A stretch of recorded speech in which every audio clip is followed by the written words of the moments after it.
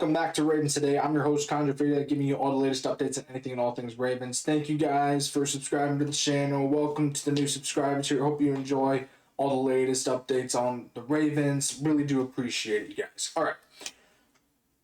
John Harbaugh is not very concerned about Lamar Jackson's play for the last two games. And I understand why. His lack of concern comes from, hey, you don't need to go off. You don't need to be super Lamar here. You just need to win. We don't care about the stats for you. We just need you to win.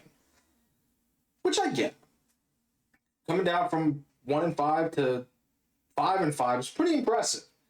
You're back at 0-0, and all you care about is just winning games, get into the playoffs. There are two sides of the coin that I see with this. One, yes, I don't care about Lamar's stats either, because all I want him to do is win. He doesn't need a third MVP. I mean, it would be awesome if he got it, obviously. But what we're trying to do is get to a Super Bowl. It doesn't matter the stat line for that at all. The stat line does not matter.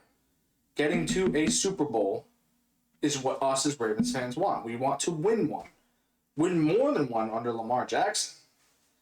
So if Lamar Jackson throws 2 picks and no touchdowns and is less than 200 yards throwing the ball, I'm fine with that. I get that. I'm fine with that because I'm like, we still won the game against a team we always struggle against in Cleveland. I'm just as an example because we've notoriously been not very good when it comes to playing Cleveland in Cleveland. But now we swept the board, and even though Lamar didn't do great that game, we still won that game, which is what we cared about. I get that. That's one side of the coin. The other side of the coin, it just looks like Lamar is off. I've said this many times in previous videos, that Lamar just looks off. Maybe it's just, what my conspiracy theory in the last video, where we are doing this on purpose so that Lamar is complete and 100% annihilating everyone in the playoffs with read options, RPOs, everything, the whole 9 yards. We are purposely making Lamar look bad so he can be like, okay, now I can try. But again, just a conspiracy theory on that. That's that side of the coin. I see both. I just want to win games. I don't care. I want us to destroy the opponent. But at the end of the day, I'd rather just win the game and get out of there without any injuries, without any concern. That's pretty much all I'm sick and tired of the injuries, and I just want it to be like, okay, we won by 3 points, we won by a touchdown, whatever, against a team that isn't great, whatever. We won the game, let's go home, no injuries. Or we barely beat the Bills, we barely beat the Chiefs, I don't care. We won, we can go home without any injuries. We can go home, and whether it's Thursday, Sunday, or Monday, it's victory mindset the next day.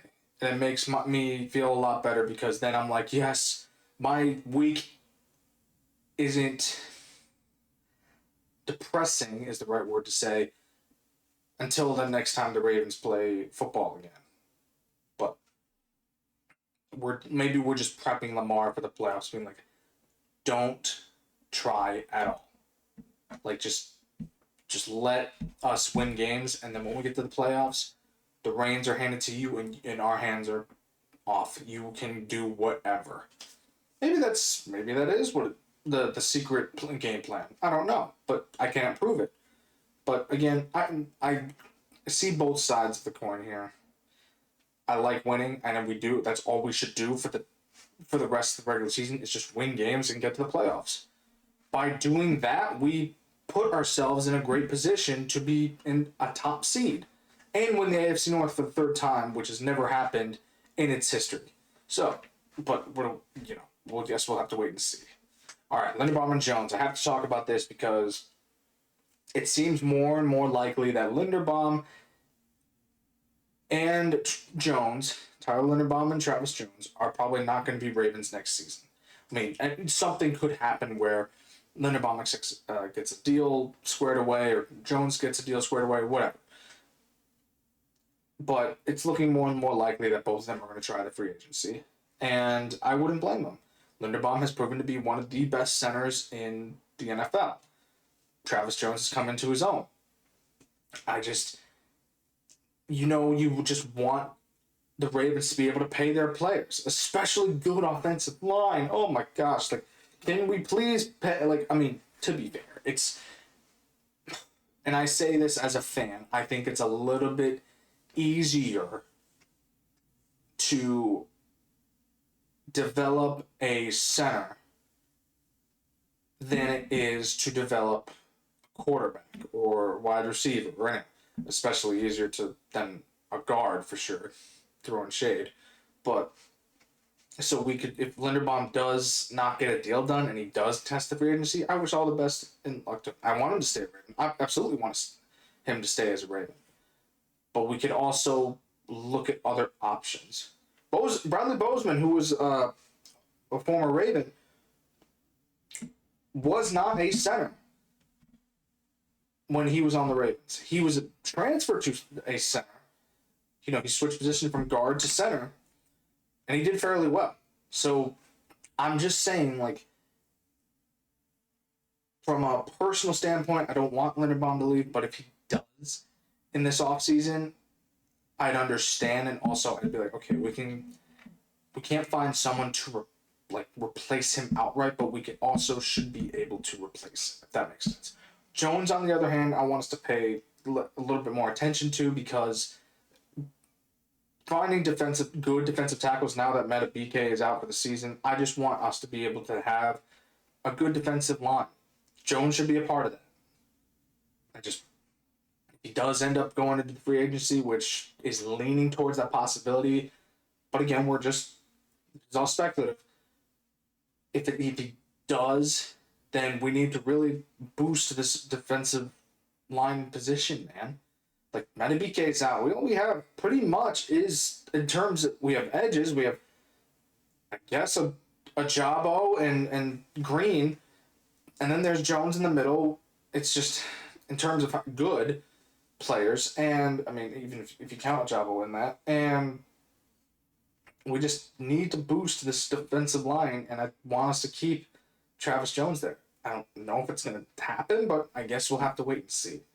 All right, moving on here. So we're going to go into a little bit more prep for Sunday. Sunday's a bounce-back game. I really hope it is, because the Jets are in rebuild.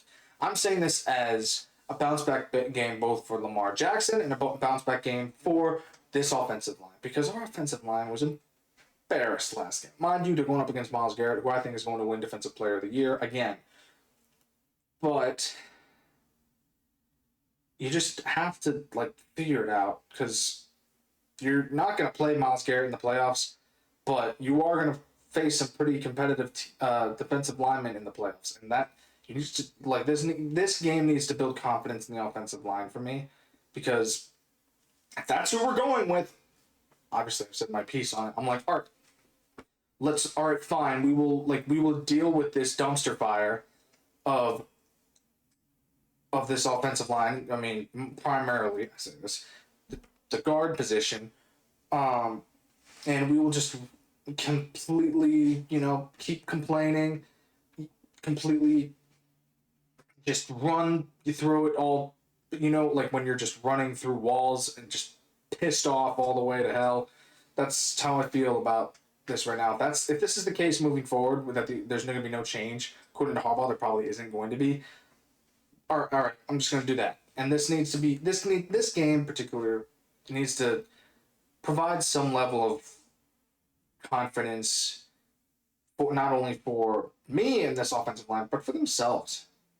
Lamar also needs to have, a better game, which Jets are in rebuild. They don't have Sauce Gardner anymore.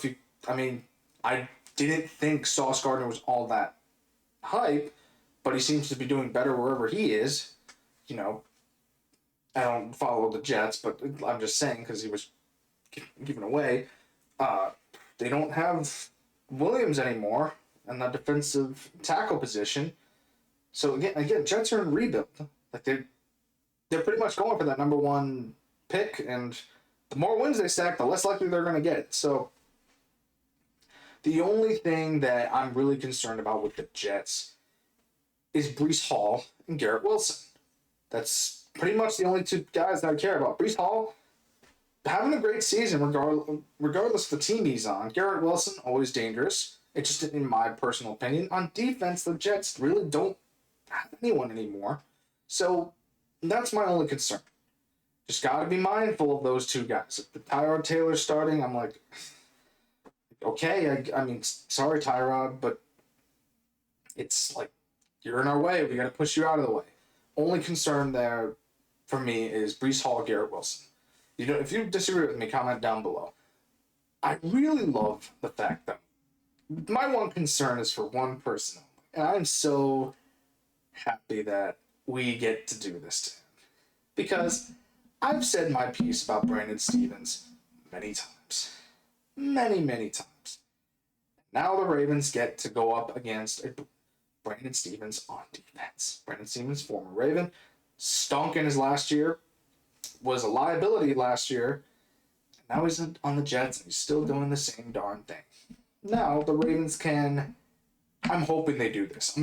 I'm really hoping that they can just be like, oh, who's covering Flowers? Oh, Stevens, throw it deep. Stevens is not going to see it because he never turns his head. Flowers catches it for a touchdown, or DeAndre Hopkins catches it for a touchdown. Heck, Mark Andrews, Isaiah Likely, someone does. Like, where we go for a deep ball against Brandon Stevens, and it's caught, and it's like, well, same old Stevens, you know?